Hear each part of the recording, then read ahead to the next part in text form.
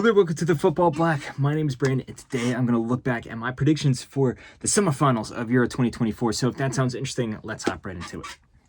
One step beyond.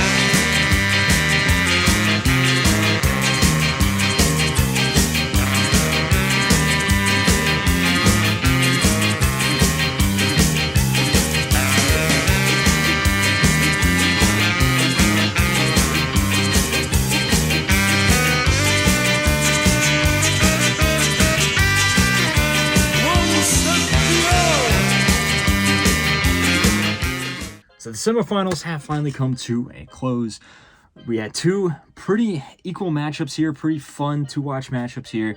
Two teams are advancing to the final, and because the Euros doesn't do a third place game, fortunately the other two teams are going to be heading home.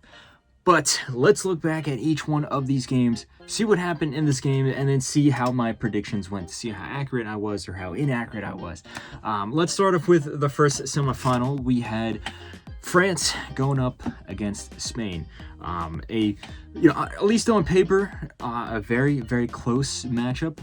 But you have to say that France hasn't necessarily been playing as good as they should be, as good as most people expected them to be, at least in terms of their attacking output. Defensively, they've been fine.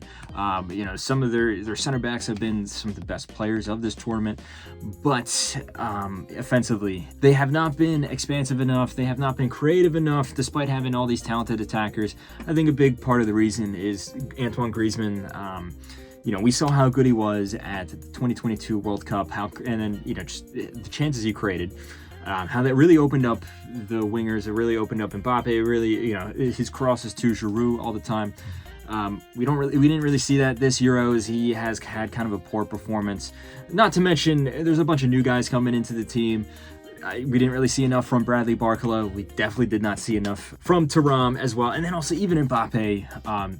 He's such an electric player. Anything could happen at any moment. But I think he really did suffer from that face injury that he got in the first game.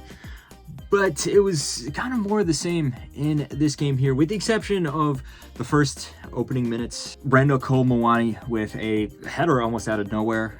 Just the individual brilliance that France have up top is what opened the score for France against Spain. But this Spanish team has been so good this tournament. I just think on paper they have been the best team this tournament, whether it be their defense, the attack that they have, but the engine behind the team is the midfield, of course. And then they were I think playing well, but that goal kind of came out of nowhere. And then, like I said, they were already playing well, but then they locked in after that. Then you saw Spain playing ruthlessly. Lamine Yamal scored one of the goals of the tournament. He sent in a curler from outside the box after a few step overs, went right into the top corner. Absolutely no chance for Mike Maignan. He is the youngest player to ever score at the Euros there. And then only a few minutes afterwards, Dani Olmo, with a quick run of play, was able to wiggle past a few players. He sent a dangerous shot into the box, which ended up in the back of the net. Now, afterwards, I think I was actually a little disappointed in the way that Spain played in the second half, where, throughout the entirety of the rest of the first half, they were ruthless. They were taking so many chances. They were really tearing the French defense apart. This is very good French defense, like I said before, but then in the second half, they kind of just took their foot off the gas. We didn't really see that much of a response from France. They didn't really, threaten Spain enough. And I think Spain got away with it a little bit there. I really wish that they just went full, intensity as much as you can do within reason throughout the entirety of a football match. And I really wish that they continued to take the game to Spain and tried to score as many goals as they could. But either way, they find themselves on top here. As for my predictions, I did predict Spain to go through. I didn't predict them to concede a goal here. I thought that it was going to be another clean sheet for Unai Simon, but still I got the right team going through. Essentially what happened in the game is, my prediction was that this French defense just is not going to be able to contain the way that Spain play, how powerful the midfield is, how quick and dynamic the wingers are, and just overall this very, very almost unstoppable team that is Spain at the moment. So good prediction there. I'm sure most people probably predicted the same thing as well. So, not an amazing prediction by any means, but still, I get it right.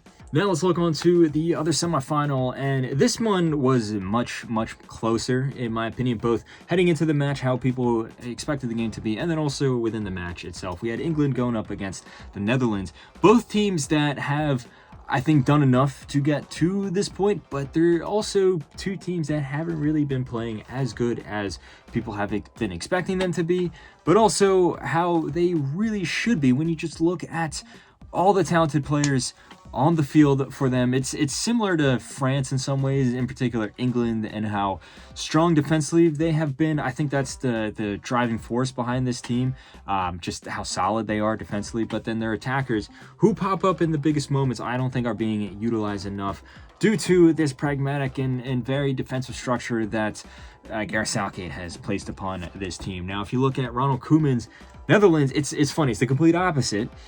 Their defense for the Netherlands is, I think, the best defense in the world on paper. Where there's so many world-class guys at the back there. Whether it be Van Dijk or De Vrij, or even an older guy like Daley Blind.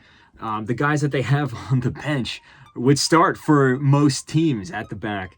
And yet they've been pretty poor defensively, I'm not going to lie. They only kept 2 clean sheets throughout this tournament, and then we saw those same issues arise here against England, where the Netherlands actually opened the score with a very nice goal. It did kind of come out of nowhere, but Xavi Simons with a very nice strike there. And then England did equalize, but it was a bit of a controversial decision from the referee. He awarded a penalty to England after Harry Kane went for a shot. Denzel Dumfries was trying to block the shot, and Kane was able to hit the ball, but his follow-through hit Dumfries' foot, who was trying to block the shot, and he went down. I mean, personally, we've seen many penalties given for this decision here. There is precedent for it. When it comes down to it, I think, the referee, if he's just judging it based upon the rules, did make the right decision to call it a penalty. That being said, I think it is a bit of a stupid rule.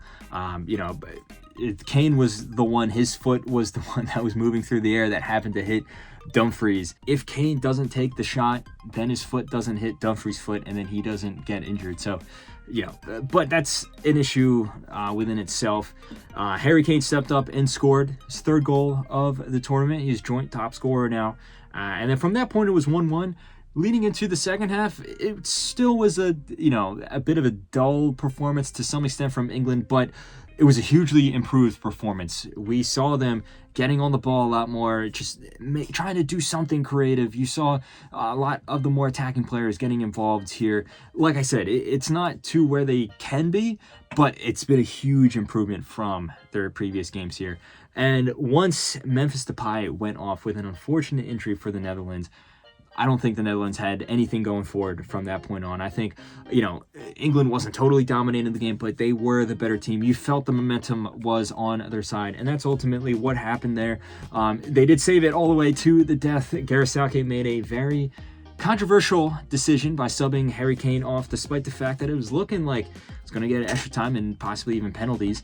He put on Ollie Watkins, and that paid off massively, as Ollie Watkins, with a wonderful touch and turn and even better finish into the bottom corner, stole the winner for England to win the match 2-1, sending England to the final. As for my prediction, I was so close to getting this right. I said it was going to be 1-1, and then the Netherlands would win on penalties because they continue to haunt England.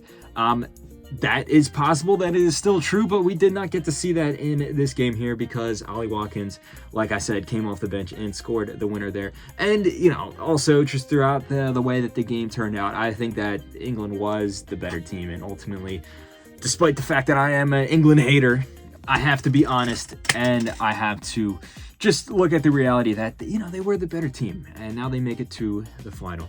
If you did predictions, let me know how you did in the comment section below. Let me know all your thoughts as well. Don't forget to like and subscribe. Share this video with a friend. Follow Football Bloc on social media. But anyway, guys, my name is Brandon. This has been the Football Bloc, and I hope you have a nice rest of your night. One step beyond.